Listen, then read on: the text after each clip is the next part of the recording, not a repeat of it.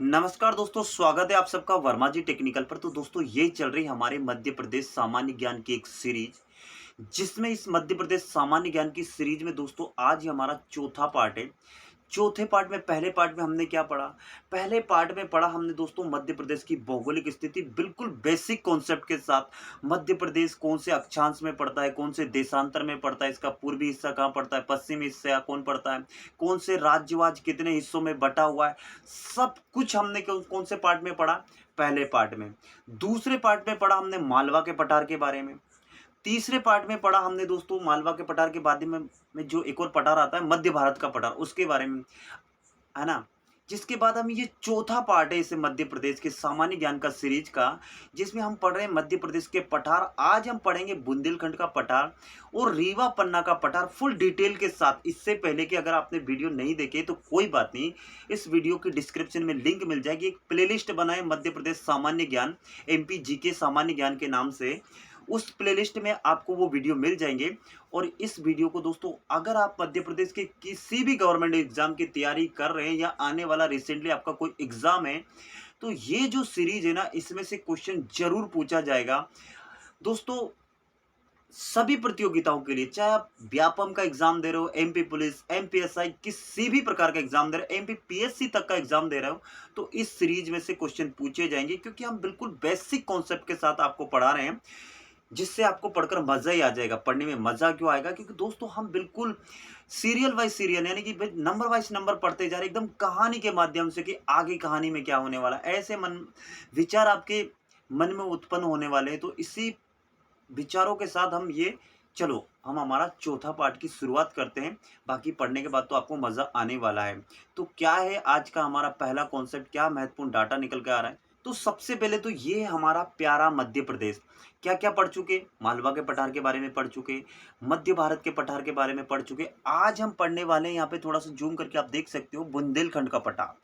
बुंदेलखंड का पठार कहाँ दिखाई दे रहा है? ये जो कलर दिखा रहे थे ना, ब्राउन ब्राउन सा, है ना, ये जो कलर दिखाई दे रहा है, ये जो समोसे टाइप का बना हुआ है, यानी कि इस कलर को कौन सा, आपने दूध की, प्योर दूध की चाय पी है, और वो जो दूध की चाय, कड़क चाय पी है, तो उसका जो कलर होता है ना, सिर्फ ये कलर, ये हमारा पूरा का पूरा बुंदेलखंड का पठार। तो दोस्तों सबसे पहले तो आपके दिमाग में सवाल आ रहा होगा कि सिर्फ ये मध्य प्रदेश में ही फैला हुआ क्या बुंदेलखंड का पठार?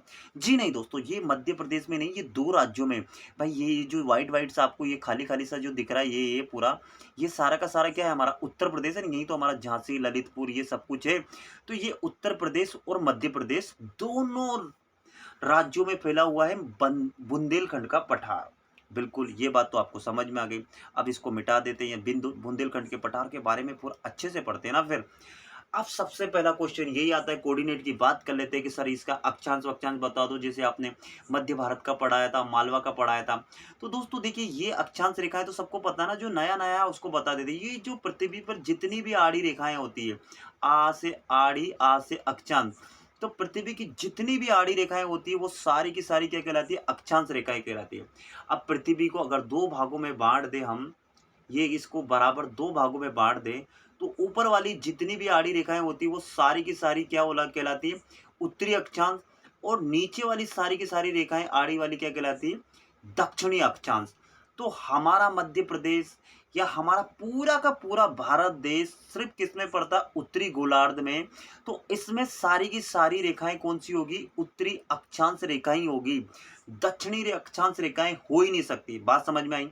तो चलो, तो दोस्तों अगर आपसे पूछा जाए कि ये जो हमारा बुंदेलखंड का पठार है, तो बुंदेलखंड के पठार के परिदृश्य से, यानी कि इस पठार के परिदृश्य से, ये जो हमारी उत्तर में जो अक्षांश रेखा है, सबसे यहाँ जो टच कर रही है, यहाँ से थोड़ा सा मिटाते हैं आपको, यहाँ जो ये टच कर रही है, ये वाली, ये जो यहाँ टच कर रही है ये वाली, तो यहाँ पर सर कौन सी अक्षांश रेखा है? तो दोस्तों वहां पर आएगी हमारी 26 डिग्री 22 मिनट। तो ये 26 डिग्री 22 मिनट, ये हमारी ये वाली जो आखिरी जो अक्षांश रेखा होगी ना, किसके परिदृश्य से बात कर रहे हैं हम? बुंदेलखंड के परिदृश्य से उत्तरी अक्षांश क्या होगा? 26 डिग्री 22 मिनट क्या होगा? उत्तरी अक्षांश। है ना, क्या होगा, उत्तरी अक्षांश। मैं यहाँ भी इस लाइन पे बात करूंगा तो भी ये भी उत्तरी अक्षांश होगा, इस लाइन पे बात करूंगा तो भी उत्तरी अक्षांश होगा, और सारी की सारी लाइनें जो पर धरती पे, जो हमारे मध्य प्रदेश में जितनी भी आड़ी रेखा है वो सारी की सारी क्या कहलाएगी, उत्तरी अक्षांश कहला जाएगी। ठीक है, तो ये हो गई बात। तो समझ में आ रहा ना, तो ये यहाँ से मिटा देते हैं। आपको एक एक चीज इसीलिए समझा रहा हूँ कि एकदम बच्चों की तरह कि आपको ज्यादा से ज्यादा समझ में आए। इतनी बात समझ में आ गई। सर ये वाली लाइन तो आपने पूरे की पूरी अच्छी तरह से समझा दी। कौन सी वाली, ये वाली लाइन। सर ये वाली लाइन जो इसके इसके परिदृश्य में यानी बुंदेलखंड के दक्षिण में, भाई देखिए 4 हिस्सों में अगर बुंदेलखंड को, ये पूरा का पूरा हमारा बुंदेलखंड है ना, ये पूरा का पूरा हमारा बुंदेलखंड है। तो बुंदेलखंड का उत्तर किधर होगा, ये उत्तर होगा। बुंदेलखंड का पूरब कितना होगा, ये पूरब होगा। बुंदेलखंड का पश्चिम कौन सा होगा, ये हिस्सा पश्चिम होगा। तो बुंदेलखंड का दक्षिण हिस्सा क्या होगा, ये होगा, ये नीचे वाला हिस्सा। देखिए क्योंकि ऊपर वाली रेखा है क्या कहलाती है, ऊपर वाली दिशा नॉर्थ कहलाती है, नीचे वाली साउथ कहलाती है। इधर जो राइट हैंड वाली साइड ईस्ट कहलाती है, और लेफ्ट हैंड साइड वाली क्या कहलाती है, वेस्ट कहलाती है, नक्शे पर। ये बात समझ में आ गई। तो आपसे अगर ये पूछा जाए कि भैया जी, यानी कि सर जी, आप हमें ये बता सकते हैं क्या, या मैं आपसे ये क्वेश्चन पूछूं कि ये जो हमारा बुंदेलखंड का पठार है, इसका जो दक्षिणी में जो उत्तरी अक्षांश है, इस रेखा को भी क्या बोलेंगे हम, उत्तरी अक्षांश ही बोलेंगे, उत्तरी अक्षांश रेखा ही बोलेंगे। चाहे ये बुंदेलखंड के पठार के दक्षिण में हो, लेकिन सारी की सारी रेखाएं क्या कहलाएगी, उत्तरी अक्षांश। तो ये वाली रेखाएं कौन सी, कितनी डिग्री पर है, तो दोस्तों ये शुरुआत होती है हमारी कितनी, 24 डिग्री 6 मिनट से लेकर 24 डिग्री। देखिए 24 डिग्री 6 मिनट, फिर आगे बढ़ती जाएगी, फिर 25 आएगी, 25 आएगी, फिर 25 25.5 आएगी, ऐसे करके आएगी आएगी, और ये आखिरी वाली रेखा कितनी हो जाएगी, 26 डिग्री 22 मिनट हो जाएगी। तो ये बात समझ में आ गया। ये मैंने उत्तरी अक्षांश दक्षिणी अक्षांश इस रेखाओं को आपको ज्ञान करवा दिया। मुझे पूर्ण विश्वास है कि अगर आपने सब रेगुलर वीडियो देख रहे हैं तो ये बात तो बहुत आसान हो गई होगी आपके लिए कि इसको उत्तरी अक्षांश ही क्यों बोलते हैं, इसको भी उत्तरी अक्षांश क्यों बोलते हैं, सारी रेखाओं को उत्तरी अक्षांश क्यों बोलते हैं। बात समझ में आ गई। चलो ये समझ में आ गई तो यहाँ से मिटा देते हैं। अब आपसे इस मैप को देखकर क्या और पूछा जा सकता है, इस मैप को बताकर आपसे क्या पूछा जा सकता है। अब बोले कि सर पूछा ये जा सकता है, ये पूछा जा सकता है कि भैया ये जो बुंदेलखंड का जो पठार है, ये जो आप बता रहे हो, ये पूरा का पूरा बुंदेलखंड का पठार है, ये कितने वर्ग किलोमीटर में फैला हुआ है। ये क्वेश्चन भी पूछा जा सकता है ना भैया, कितने वर्ग किलोमीटर में फैला हुआ है सारा का सारा। तो दोस्तों ये फैला हुआ है सारा का सारा 54,000, कितना, ये डाटा सीधा सीधा एग्जाम में पूछा जाता है, 54,560 वर्ग किलोमीटर। तो किलोमीटर का क्या हो जाएगा, स्क्वायर हो जाएगा। तो ये पूरा का पूरा मतलब इसमें उत्तर प्रदेश भी आ गया। उत्तर प्रदेश में भी तो इसका कुछ हिस्सा होगा ना, ये यहाँ यहाँ ये भी तो है ना। तो उत्तर प्रदेश और मध्य प्रदेश दोनों राज्यों में इसका टोटल बुंदेलखंड का पठार कितना है, 54,560 वर्ग किलोमीटर है। सर मध्य प्रदेश में ये जो हमारा जो आप बोल रहे हैं कि ये जो कॉफी ब्राउन या चाय जैसा ब्राउन ब्राउन कलर दिख रहा है, ये कितना वर्ग किलोमीटर है। तो दोस्तों ये फैला हुआ है हमारे मध्य प्रदेश में, कितना कितना फैला हुआ है, 23,737 वर्ग किलोमीटर, है ना, वर्ग किलोमीटर यानी किलोमीटर का स्क्वायर। तो ये टोटल इसकी, अगर टोटल इसका क्षेत्रफल पूछे बुंदेलखंड का पठार, एमपीपीएससी में ऐसे क्वेश्चन पूछे जाते हैं, और जो हमारा एमपीएसआई जो अच्छे लेवल का एग्जाम होता है उसमें ऐसे क्वेश्चन पूछे जाते हैं। तो टोटल एरिया 54,560 है, और मध्य प्रदेश में इसका पूछे तो 23,737 क्या है, वर्ग किलोमीटर है। अगर दोस्तों आपको इसमें प्रतिशत में कि सर हमारा जो मध्य प्रदेश है इसको हम 100% मान के चलें, पूरे के पूरे सारे पठार को और जितने भी भू आकृति इसको 100% मान के चलें, तो ये कितना परसेंट होगा, तो ये होगा दोस्तों हमारा 7.7%। कितना होगा, 7.7%। मालवा का पठार कितना था, 28.6%। जिसके बाद मध्य भारत का कितना था, 10.70%। और ये कितना है हमारा, 7.7%। कौन सा, बुंदेलखंड का पठार। बात समझ में आ गई। मध्य प्रदेश के परिदृश्य में, यानी कि मध्य प्रदेश का पूरा जो 100% मान के चले तो ये कितना होगा, 7.7%। ये बात समझ में आ गई। ये बात समझ में आ गई तो आपके लिए बहुत अच्छी बात है ना, क्या है, बहुत अच्छी बात है। चलिए और आगे का डाटा और क्या दिख रहा है आपको? मैप देखकर और क्या याद आ सकता है? तो मध्य प्रदेश का ये मैप देख ये बुंदेलखंड का पठार देखकर और क्या याद आ सकता है? बोले सर आपने ये सारे अक्षांश तो बता दिए, देशांतर कौन बताएगा? अगर मध्य प्रदेश को ऐसे खड़ी-खड़ी लाइनों में बाँट दें, ऐसे-ऐसे सारी की सारी खड़ी लाइनों में, जो आप बाँटते आ रहे हैं शुरू से मालवा का, मध्य भारत का, तो ये जो यहाँ पे जो सबसे खड़ी लाइन ऐसे आएगी और यहाँ पे जो आखिरी खड़ी लाइन ऐसे आएगी, तो ये लाइन कितनी डिग्री होगी, ये लाइन कितनी डिग्री होगी बुंदेलखंड के पठार के लिए। तो दोस्तों ये भी मैं बता देता हूँ, ये भी जानना आपके लिए बहुत ज़रूरी है। तो ये लाइन, ये वाली जो यहाँ टच हो रही है, ये लाइन यहाँ लिख दूँ क्या मैं? तो ये आएगी हमारी 77 डिग्री। यहाँ तो मैंने कुछ बताया था ना अपना कितना था? बता देना नीचे कमेंट करके यहाँ कितना है। तो ये इसके परिदृश्य में कितना आएगा? 77 डिग्री 5 मिनट, ये वाली लाइन, ये सीधा-सीधा। और ये वाली लाइन हमारी यहाँ पे सीधी-सीधी मैं यहाँ उतार दूँ तो कितनी आएगी ये? ये आएगी दोस्तों हमारी 80 डिग्री 20 सेकंड, 20 मिनट बोलते हैं, सॉरी 20 मिनट। तो 77 डिग्री 5 मिनट से लेकर 80 डिग्री 20 मिनट तक का इसका विस्तार है देशांतर। ये दोनों के दिनों क्या जुड़ेगा इसके साथ? क्या जुड़ेगा? इसके साथ जुड़ेगा पूर्वी देशांतर। क्या जुड़ेगा? पूर्वी देशांतर। इसके साथ भी क्या जुड़ेगा? पूर्वी देशांतर। ठीक है ना, बात समझ में आ रही है? पूर्वी देशांतर। तो ये देशांतर में भी बात हो गई। ऐसे ही तो पढ़ना है आपको, ये छोटी-छोटी बातें ही तो याद आना है। चलो ये सारी बातें हो गई। समझ में तो आ रहा ना? समझ में आ रहा तो वीडियो लाइक वाइक कर देना यार, आप ही के लिए पढ़ा रहा हूँ। आप टेंशन क्यों ले रहे हो? आपको एकदम सारी की सारी बातें इसमें मैं सब कुछ बता दूँगा, टेंशन लेने की ज़रूरत नहीं है। और इसको मिटाते हैं। अब और क्या बात याद आ रही? बोले कि इसका जो ये जो इसका जो क्षेत्र है ना दोस्तों, ये समतल और प्राय मैदान है। क्या है? समतल और प्राय मैदान है। और इसकी जो ये देखो, ये जो मालवा का जो हमारा मध्य भारत का पठार था, इसका ढाल किधर था? उत्तर की तरफ है। किधर था? उत्तर की तरफ इसका सारा का सारा ढाल था। किसका? मध्य भारत का पठार का। तो इसका भी ढाल उत्तर की ओर है, यानी कि इसमें जो भी नदियाँ जाती है ना, वो इसका पूरा का पूरा ढाल किधर है? उत्तर की ओर ही है, यानी कि इस तरफ ही है सारा का सारा ढाल। यानी कि यहाँ से कोई नदी निकलेगी तो वो किधर प्रवाहित होगी? इस तरफ प्रवाहित होगी। और ये जो पहाड़ियाँ दिख रही है ना हमारे भांडेर पर्वत श्रेणी, इसमें से जितनी भी नदियाँ निकलती है ना, वो सारा का सारा पानी किधर जाता है? इधर। यहाँ कौन सी नदी आ रही है? हमारी यमुना नदी। यमुना नदी के बाद थोड़ा आगे बढ़ेंगे तो कौन सी नदी आ जाएगी? गंगा नदी। तो सारा का सारा जितना भी पानी, जो भी अफवाह तंत्र बनेगा, वो सारा का सारा पानी। अफवाह तंत्र क्या होता है? पहले वाले पार्ट में मैं अच्छी तरह से पढ़ा चुका हूँ, है ना? समझ रहे हो बात को? तो इसका ढाल किधर है? उत्तर की ओर है। ठीक है सर, उत्तर की ओर है, सब कुछ बात हो गई। तो अब हमें ये बता दो कि इसकी औसत ऊंचाई क्या है, क्योंकि आपने मालवा की औसत ऊंचाई 500 मीटर बताई, मध्य भारत के पठार की औसत ऊंचाई 500 मीटर बताई। तो क्या ये इसकी औसत ऊंचाई भी 500 मीटर है? तो आपका जवाब होगा नहीं, मेरा जवाब होगा नहीं। तो सर कितनी है वो बता दो, है ना भाई? आपके दिमाग में आ रहा होगा ना, वो कितनी है वो बता दो। तो दोस्तों इसकी लगभग 70%, तो 70% इसकी कितनी? 70% इसकी औसत ऊंचाई कितनी है? 300 मीटर। 300 मीटर। 300 मीटर। यानी कि अगर इसको आप ऐसे व्यू में देखोगे खड़े होके, तो इसमें जो इसकी औसत ऊंचाई, इस वाले पठार की औसत ऊंचाई कितनी है? 300 मीटर। 70% तो 300 मीटर है, बाकी 30% बचा है ना, वो 300 से लेकर 600 मीटर। यानी कि कुछ पूरा तो कुछ मैदान ही, मैंने बोला ना समतल मैदान है, लेकिन कुछ प्रतिशत क्षेत्रफल समतल मैदान नहीं है। इस बात का आपको खास करके ध्यान रखना है। रख रहे हो कि नहीं रख रहे हो? इस याद हो रहा है कि नहीं हो रहा है? जो बातें हैं ना, सारे के सारे नोट कर लो, नोट्स बना लो, स्क्रीनशॉट लेना हो स्क्रीनशॉट ले लो। मैंने आपको मौका नहीं दिया, वीडियो पॉज करके आप ले सकते हो। जहाँ-जहाँ आपको लगता है वीडियो को रोको, और जहाँ आपको लगता है कि यार ज़रूरी डाटा है, वहाँ पे स्क्रीनशॉट ले लिया करो। समझ में आ रही बात? चलो अब चलते हैं। और क्या इसके बारे में और क्या याद आ रहा है? जल्दी बताओ और क्या याद आ रहा है? तो चलो इसको मिटा देते हैं, फिर मैं बता देता हूँ यार, आपको याद करने की क्या ज़रूरत है।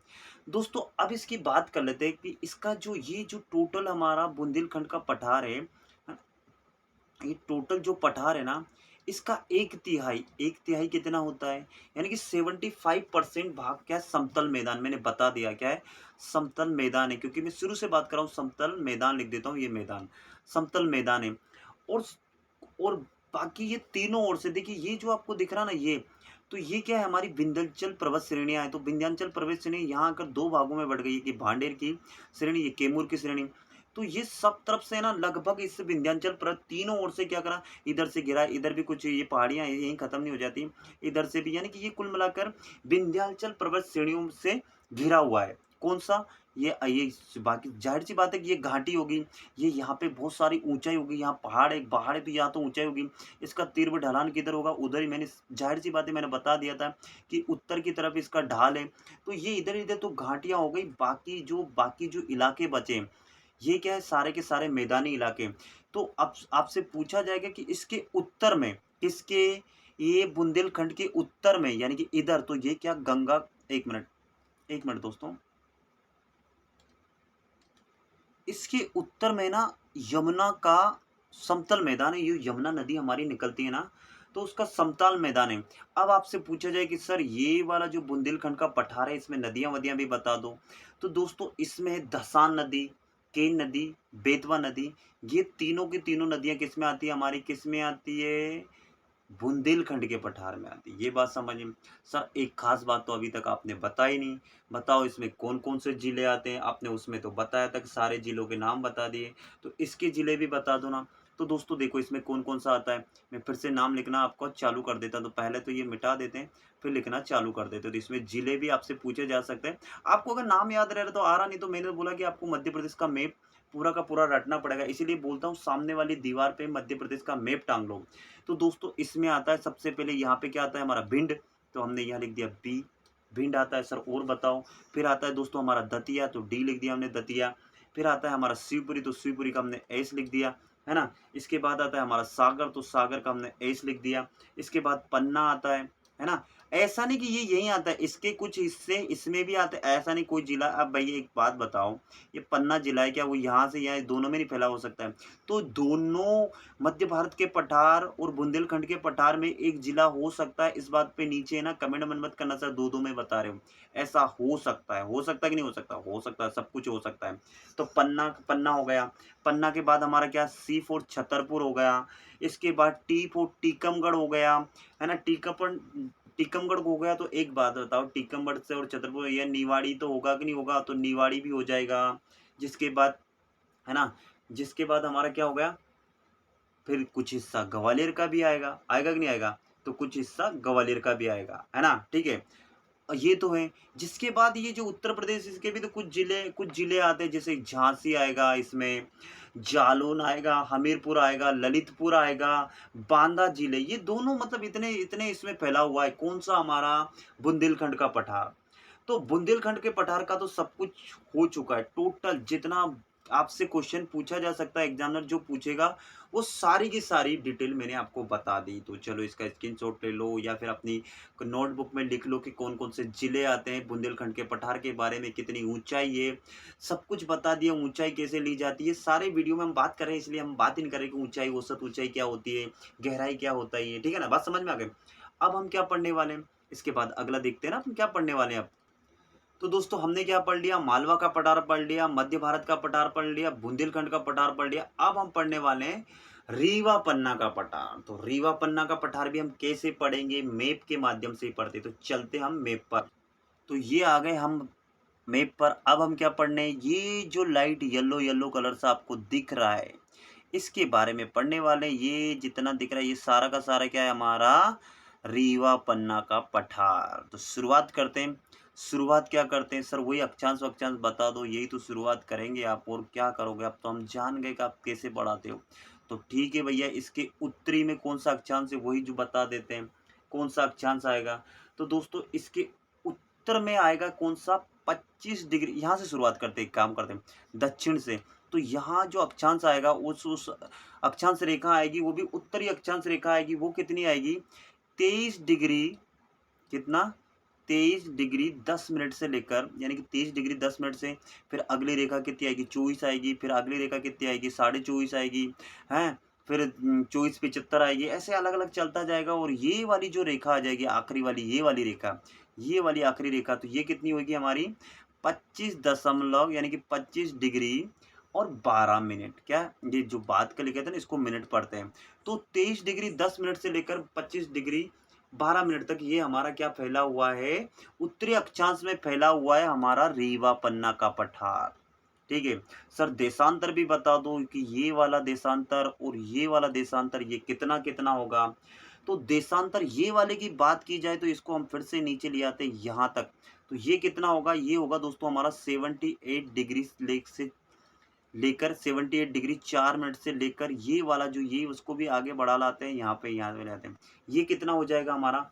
ये हो जाएगा हमारा 82 डिग्री 18 मिनट। बताओ हमारा मध्य प्रदेश कहाँ तक फैला हुआ है? यहाँ कितना था? तो यहाँ था दोस्तों हमारा 82 डिग्री 48 मिनट। यहाँ तक हमारा मध्य प्रदेश की सबसे पूर्वी जिला सिंगरौली यही लगता है। और ये कितना है? 82 डिग्री 18 मिनट तक हमारा क्या है? रीवा पन्ना का पठार। ये तो मैंने ज्ञान करवा दिया, ये बात समझ में आ गई। चलो जल्दी से स्क्रीनशॉट लो, जल्दी से लो, शाबाश। ले लिया ना? चलो अब इसको मिटा देते। इसको मिटाने के बाद अब क्या करते? अब और क्या याद आ रहा है?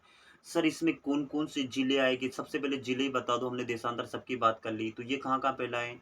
भैया इसमें आएगा पन्ना जिला। सर पन्ना तो उसमें भी बताया था। अरे मेरे भाई पन्ना एक ही पठार, 2 पठारों में भी तो आ सकता है, हो सकता है कुछ हिस्सा इसमें हो, कुछ हिस्सा इसमें हो। तो जिला तो दोनों गिना तो दोनों में ही जाएगा ना, इसमें भी गिनती होगी, इसमें भी गिनती होगी ना, होगी कि ना होगी? तो पन्ना जिला आ जाएगा सर। और रीवा पन्ना का पठार है तो रीवा पन्ना तो दोनों नाम साथ में आएंगे, तो पन्ना रीवा हो गया। और सर इसी में आएगा दमोह, इसी में आएगा सागर और इसी में आएगा सतना। तो ये 5 जिले इसमें आते हैं, किसमें? रीवा पन्ना के पठार में। बात समझ में आ गई? 5 जिले आते हैं। तो सर इसका ये जो येलो-येलो दिख रहा है इसका एरिया भी बता दो। एरिया यानी कि क्षेत्रफल भी बता दो। तो इसका स्क्रीनशॉट ले लिया। चलो इसका क्षेत्रफल यहीं बता देते हैं। दोस्तों इसका टोटल क्षेत्रफल ये सभी जिलों में मिलकर यानी कि जो ये हमारा रीवा पन्ना का पठार है इसका क्षेत्रफल कितना है? यहाँ पे लिख दूँ क्या? इसका क्षेत्रफल है दोस्तों 31,954 सॉरी 954 क्या है? Kilometre square. इतने एरिया में ये फैला हुआ है। सर अब इसका प्रतिशत भी बता दो। कभी कभी एग्जामिनर स्मार्ट तरीके से प्रतिशत भी पूछ लेता है। तो ये कितना प्रतिशत हो जाएगा? ये हो जाएगा मध्य प्रदेश का 100% मानकर चले तो उसके परिदृश्य में रीवा पन्ना का पठार कितना है? 10.37%। कितना है? 10.37% भूभाग रीवा पन्ना का पठार है। मालवा का हमने बता दिया, मध्य भारत का हमने बता दिया, बुंदेलखंड का तो अभी जस्ट बताया। कितना? नीचे कमेंट करो। 7.7 किसी ने बताया ना, तो समझ लो उसकी खैर नहीं होगी। और बाकी रीवा पन्ना का तो 10.37 हो ही गया। बात समझ में आ गई? बोले सर ये तो पूरी बात समझ में आ गई। तो पूरी बात समझ में आ गई तो आपको ऐसे ही तो पढ़ना है। आपको करना क्या है यार? यही तो एग्जामिनर पूछना चाहता है। एक बार सीरीज को देख लो, अभी देख लो, जब एग्जाम हो तब और देख जाना। बाकी सब कुछ पढ़ेंगे। जब भौगोलिक स्थिति, जब पूरा मध्य प्रदेश की भौगोलिक स्थिति हम समझ जाएंगे तो फिर इस पे कैसे पब्लिक आके रहने लगी, इतिहास पढ़ेंगे, आदि मानव के बारे में पढ़ेंगे। यार एक तरफ से सब पढ़ेंगे हम। मध्य प्रदेश एकदम छोटा से मध्य प्रदेश अभी हम बना रहे हैं। अभी तो भू आकृति बना रहे, फिर मध्य प्रदेश में पब्लिक को रहना चालू करेंगे, फिर राजनीति व्यवस्था कैसे कैसे सब कुछ पढ़ने वाले हैं। बस सीरीज आपके लिए मैं क्या बोल रहा हूँ, बहुत ही काम की सीरीज है। क्या है? काम की सीरीज है ना, काम की। तो बस देखते जाओ, बहुत ही काम की सीरीज है, रियल बोल रहा हूँ। अब चलो ये तो हो गई फालतू बातें। चलो ये बताओ और क्या आ सकता है इसको देखकर? और क्या हो सकता है इसमें? क्या आपको क्या याद आ सकता है? इमेज को ध्यान से देखो। और ऐसा क्या है कि जो हम इसके बारे में पढ़ सकते हैं और जो एग्जामिनर हमसे पूछ सकता है? जल्दी से सोच के बताओ। अरे किसी को कुछ याद आ रहा है? इसकी औसत औसत ऊंचाई पूछोगे कि नहीं पूछोगे? तो दोस्तों इसकी औसत ऊंचाई कितनी है? 350 मीटर से लेकर 400 मीटर ऊंचा है। कितना है? 400 मीटर। यानी कि कहने का मतलब है कि भैया इसमें तो यहाँ का जो कुछ इलाका है वो तो बहुत ज्यादा ऊंचा है। तो जाहिर सी बात है कि इसमें यहाँ का इलाका और यहाँ का इलाका दोनों इलाके ऊंचे। क्यों? क्योंकि ये जो हमारा विंध्याचल पर्वत श्रेणी है ये यहाँ पर 2 भागों में बँट गई। तो देखो 2 भागों में बँट गई। एक तो हो गई भांडेर श्रेणियाँ, एक हो गई कैमूर श्रेणियाँ। जो आपसे सीधा-सीधा एग्जामिनर पूछा जाता है कि विंध्याचल पर्वत श्रेणियाँ मध्य प्रदेश के पूर्वी दिशा की ओर जाते हुए 2 भागों में बढ़ जाती है। उन दोनों भागों की पर्वत श्रेणियों के नाम बताइए। तो एक का नाम है भांडेर पर्वत श्रेणियाँ, दूसरा का नाम है क्या? कैमूर पर्वत श्रेणियाँ। तो इसके बीच में यानी कि इसमें दोनों तरफ घाटी और बीच में उपजाऊ मैदान हो गए। तो इसमें कुछ नदियाँ भी बनी होगी, तो नदियों के नाम जान लो कौन-कौन सी नदी इसमें आती है। तो दोस्तों इसमें आती है टोंस नदी। कौन-सी आती है? टोंस नदी। सर और कौन-सी आती है? इसके अलावा दोस्तों इसमें आती है केन नदी। केन बेतवा नाम सुना ना? केन नदी। और जिसके बाद में आती है इसमें सोन नदी, क्योंकि सोन नदी यहीं से तो यहाँ से निकल कर यहीं से तो साइड से निकल के जाती है। ये उसके पार नहीं जाती है, केन नदी इधर पार नहीं कर जाती है। केन नदी क्या सॉरी सोन नदी। सोन नदी यहाँ नर्मदा की यहीं से निकलती है और वो ऐसे जाती है, ऐसे जाकर सोन नदी यमुना में नहीं मिलती, सोन नदी डायरेक्ट गंगा में जाके मिलती है। अगर ये हमारी ये कैमूर पर्वत श्रेणी नहीं होती तो सोन नदी भी इधर जाती, क्योंकि इसका ढाल ही इधर होता। लेकिन ये पर्वत श्रेणियां हो गई, अब बताओ कोई भी नदी है यहाँ से तो ठीक है बह के जा रही, अब ये पर्वत श्रेणियां हो गई तो जाहिर सी बात है कुछ ना कुछ तो ऊंची होगी होगी। तो इसकी वजह से क्या करती है कि ये सोन नदी ऐसे इसके समांतर चलती हुई इधर जाके कहाँ जाके मिल जाती है, उत्तर प्रदेश में तो मिलती है लेकिन गंगा नदी में मिलती है, और यमुना नदी में नहीं मिलती है। ठीक है, किस में मिलती है, गंगा नदी में मिलती है हमारी सोन नदी, है ना, बात समझ में आ रही। तो ये बातें तो पढ़नी है। तो कितनी नदियां बताई मैंने बताई टोंस नदी, मैंने बताई केन नदी, मैंने बताई सोन नदी। कौन सी नदी, तो ये तीन प्रमुख नदियां हैं। कौन से पठार में, रीवा पन्ना के पठार में। और ये तीनों जब इसकी इसमें दो दो पहाड़ियां हैं तो इसमें बहुत सारे जलप्रपात, जलप्रपात समझते हो ना, झरने, तो बहुत सारे जलप्रपात जो आपसे पूछे जाते हैं। तो पता है दोस्तों, मध्य प्रदेश का सबसे ऊंचा जलप्रपात क्या नाम है उसका, जल्दी से बताओ। चचई जलप्रपात किस कहाँ पर है, इसी पठार में है। क्या बात करो, मध्य प्रदेश का सबसे ऊंचा जलप्रपात क्या नाम है, चचई जलप्रपात। तो चचई जलप्रपात इसी पे तो है, रीवा में जो बीहड़ नदी है, नदी का नाम ही बीहड़ है। बीहड़ वो वाले, ये वाले मध्य भारत के पठार वाले बीहड़ नहीं, तो बीहड़ नदी है हमारे रीवा में। उसी नदी पर तो ये चचई जलप्रपात है जिसकी ऊंचाई कितनी है, 130 मीटर। मध्य प्रदेश का सबसे ऊंचा जलप्रपात है या नहीं है, आप ही बताओ। बोले सर बिल्कुल सही बता रहे हो। तो यही तो आपसे पूछा जाता है, और कौन से सर इसमें और कोई से जलप्रपात है। तो दोस्तों वो बहुटी, केवटी, है ना, पियावन, ये सारे के सारे जलप्रपात कौन से इसमें आते हैं, रीवा पन्ना के पठार में। सबसे पहले इसका स्क्रीनशॉट लो, थोड़ा सा हम साफ करेंगे क्योंकि ज्यादा कुछ कुछ हो जाता है ना तो आप भी नहीं पढ़ पाओगे, है ना, बात समझ में आ रही। तो इसी में है। चलो स्क्रीनशॉट ले लिया, चलो शाबाश, तो हम मिटा देते हैं। अब और क्या, और क्या, और तो हमने सब पढ़ लिया। कुछ याद आ रहा, क्या कुछ याद आ रहा तो नीचे कमेंट कर देना, है ना। तो मध्य, तो हमने क्या पढ़ लिया, रीवा पन्ना का पठार। तो वही हमारा आधे घंटे इसका वीडियो बनने वाला है। तो अब हम दोस्तों हमारा एक क्या बचा है, ये नर्मदा सोन घाटी का पठार जो बचा, इसके बारे में एक लेक्चर बन जाएगा, क्योंकि ये नर्मदा सोन घाटी थोड़ा सा इसका बड़ा क्षेत्रफल आता है, क्योंकि मध्य प्रदेश का दूसरा बड़ा क्षेत्रफल है ये। सबसे बड़ा मालवा का हो गया, दूसरा बड़ा ये हो गया। तो इसमें नर्मदा नदी के बारे में पढ़ेंगे, है ना, सब पढ़ेंगे। तो सही बताओ ईमानदारी से, वीडियो कैसा लगा। वीडियो अच्छा लगा ना तो वीडियो को लाइक करें, जिसने अभी तक चैनल को सब्सक्राइब नहीं किया ना वो चैनल को सब्सक्राइब करें। और बार बार बताता हूँ कि जो बेल आइकन का बटन है, यानी कि ऐसा घंटा बना होगा ना, उसको प्रेस कर दे, ताकि मैं जो भी वीडियो बनाऊँ ना उसका नोटिफिकेशन आपके पास आ जाए। और आपसे रिक्वेस्ट है कि यार 10-20 दोस्तों में शेयर कर दिया करो, वो कम से कम 200 लोगों में तो शेयर किया करो। कम से कम मैं वीडियो अपलोड करूँ तो 200 लोग तो देखा करें। ये सारी की सारी सीरीज आपके लिए बहुत काम की होने वाली है। और ऐसा डाटा ना आपको मध्य प्रदेश इतना बेसिक से है ना, आपको किसी भी यूट्यूब चैनल पे चलो इस तरीके से नहीं मिलने वाला है, एकदम सिस्टमेटिक ढंग से। बाकी पढ़ा सब रहे, अच्छी बात है, सब अपनी अपनी मेहनत करते हैं, लेकिन आपको एकदम कहानी के माध्यम से सिस्टमेटिक ढंग से पढ़ना है तो इस चैनल पे आप पढ़ सकते हो। मैं आपको मध्य प्रदेश का सामान्य ज्ञान, मध्य प्रदेश का monthly current affair, Madhya Pradesh का जीके ट्रिक से सब कुछ तो उपलब्ध करवाता हूँ। मध्य प्रदेश के खेल कूद के ऊपर तो इतनी ट्रिकी वीडियो बनी है कि आप हैरान हो जाओगे देखते। आप चैनल पे जाके देखो तो सही, विजिट तो करो, चैनल को देखो तो क्या क्या है उस पे, पूरा मध्य प्रदेश का ज्ञान मिल जाएगा आपको। तो चलो ज़्यादा हो गया, चलो इसी के साथ अपन विदा लेते हैं। चलिए, जय हिंद, जय भारत, आप सबका दिन मंगलमय हो।